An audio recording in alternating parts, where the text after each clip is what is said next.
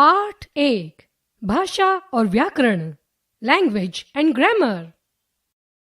जानिए, जो बोली जाती है वह मौखिक भाषा है, जो लिखी जाती है वह लिखित भाषा है। विचारों को प्रकट करने का साधन ही भाषा है। विचार या तो बोलकर प्रकट किए जाते हैं अथवा लिखकर। भाषा दोनों ही प्रकार से एक साधन के रूप में कार्य करती है। भाषा शब्द संस्कृत की भाष धातु से बना है, जिसका अर्थ है बोलना। भाषा का लिखित रूप बाद में आया। बोलने से ही विचार प्रकट करने की क्रिया प्रारंभ हुई। आज भी सभी लोग दिन भर बोलचाल के द्वारा अपनी बातें समझाते और दूसरों की समझ पाते हैं। परिभाषा। भाषा वह साधन है जिसके द्वारा मनुष्य अपने विचारों को अन्य लोगों के प्रति प्रकट करता है तथा अन्य लोगों के विचार समझ पाता है। संसार में अनेक भाषाएं प्रयोग में लाई जाती हैं, जैसे संस्कृत, हिंदी, अंग्रेजी, अरबी, चीनी, फ्रेंच, रशियन आदि। भारत में भाषा व बोली की विविधता पर्याप्त रूप में देखने को मिलती है। भारतीय भाषाओं में हिंदी की प्रमुखता है, जो संपूर्ण भारत में बोली व समझी जाती है। हिंदी साहित्य का विशाल भंडार भारतीय समाज में जाना पहचाना है। सभी भारतीय भाषाओं का मूल संस्कृत है और संस्कृत के शब्द अन्य भारतीय भाषाओं में प्रचुर मात्रा में मिल जाते हैं। समय के साथ इनका रूप अपभ्रंश हो गया है। हिंदी व संस्कृत के अतिरिक्त उत्तर पूर्व, दक्षिणी व पश्चिमी भारत में अलग अलग भारतीय भाषाएं हैं।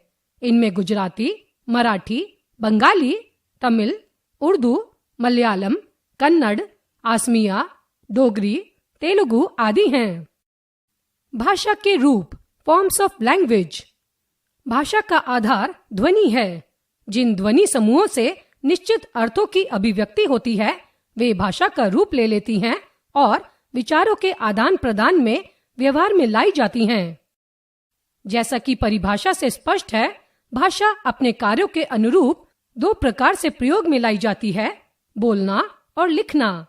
इन्हें मौखिक व लिखित नाम दिया गया है।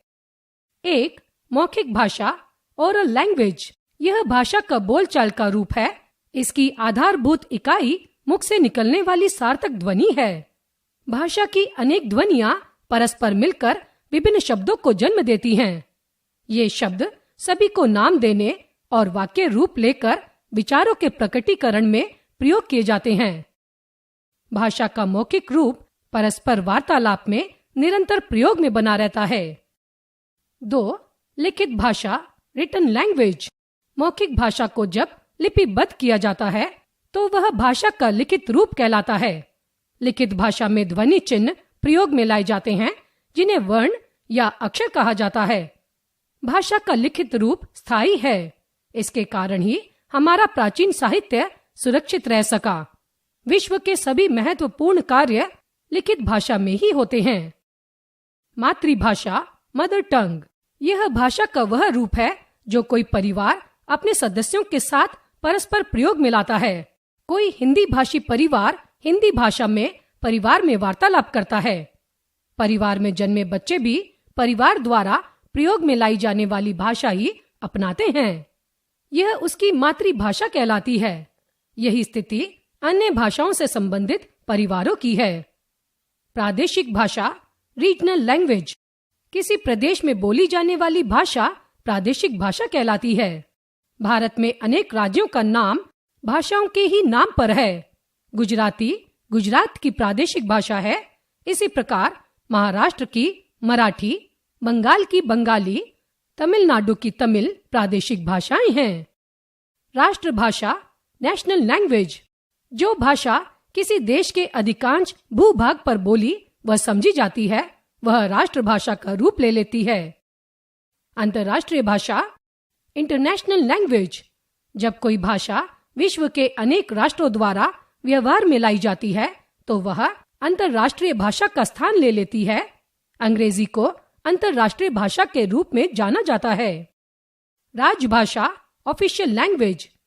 वह भाषा जिसका प्रयोग देश के कार्यालयों में कामकाज के लिए किया जाता है, राजभाषा कहलाती है। मानक भाषा, स्टैंडर्ड लैंग्वेज। भाषा में एक रूपता बनाए रखने के लिए उसे जो रूप दिया जाता है वह भाषा का मानक रूप होता है। इसके अंतर्गत वर्ण या शब्द की एक और समान वर्तनी के रूप को मान्यता दी जाती है, जैसे अंत, अंत मानक रूप, ठंड मानक रूप, गई मानक रूप, चाहिए मानक रूप। इसके अतिरिक्त हिंदी में कई वर्ण अथवा संयुक्त व्यंजन ऐसे हैं जिनके दो दो रूप प्रचलित हैं, जैसे द्य और द्य, और न और हन, द्व और द्व, दध और दध, क्त और क्त। भाषा के मानकीकरण में द्य, द्व, दध, क्त, हन, हम आदि रूपों को प्रचलन में मान्य रूप प्रदान किया गया है। 14 सितंबर 1949 को संविधान के अनुच्छेद 343 के अनुसार हिंदी को भारत की राजभाषा घोषित किया गया। इसलिए प्रति वर्ष इस दिन को हिंदी दिवस के रूप में मनाया जाता है। भारतीय भाषाएं। भारतीय संविधान में 22 भाषाओं को मान्यता प्रदान की गई है, जो निम्न प्रकार है: 1. असमिया, 2. उड़िया, 3. उर्दू, 4. कन्नड़, 5. कश्मीरी, 6. कोंकणी, 7. गुजराती, 8. डोगरी, 9. तमिल, 10. तेलुगु, 11. नेपाली, 12. पंजाबी, 13. बंगाली, 14.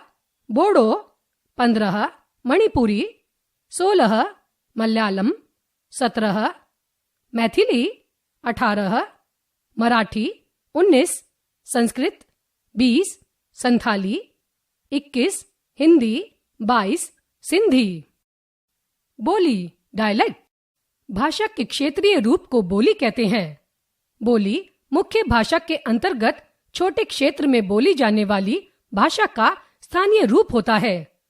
भाषा का क्षेत्र व्यापक होता है, जबकि बोली का क्षेत्र सीमित होता है। मैथिली, भोजपुरी, हरियाणवी, अवधी क्षेत्र विशेष की बोलियों के रूप हैं।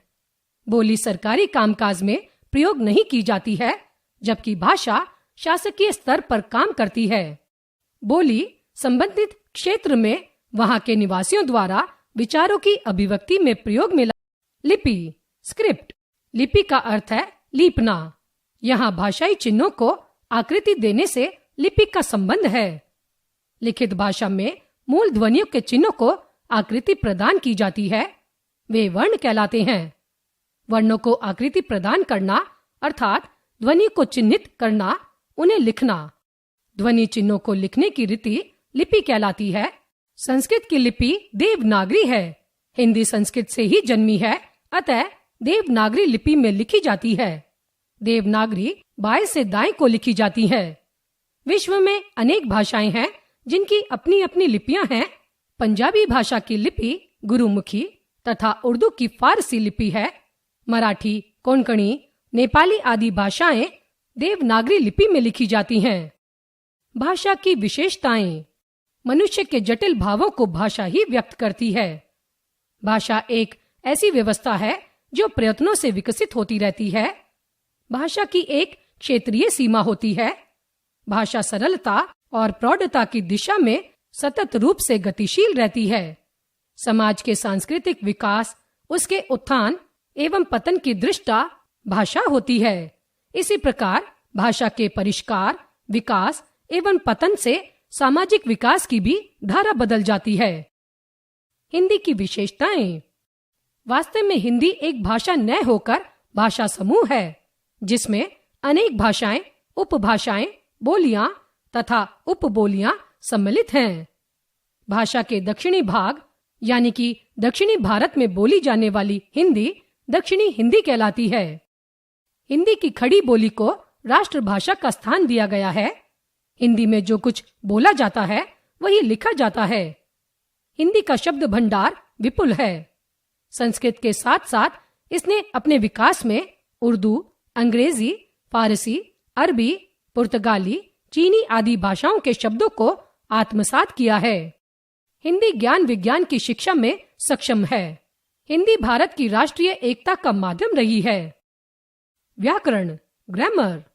व्याकरण भाषा की नियमावली है। यह भाषा के रूप को व्यवस्थित करता है।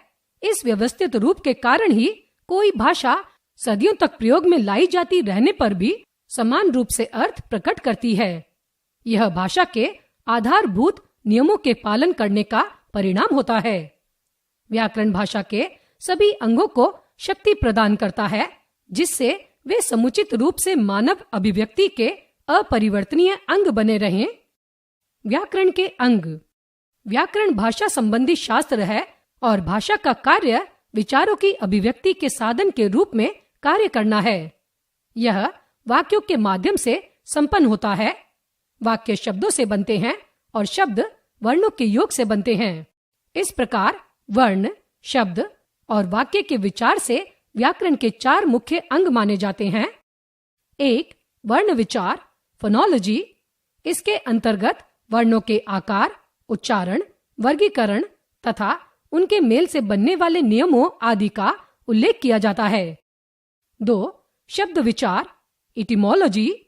इसके अंतर्गत शब्दों के भेद, व्युत्पत्ति, रचना आदि के नियमों का वर्णन होता है।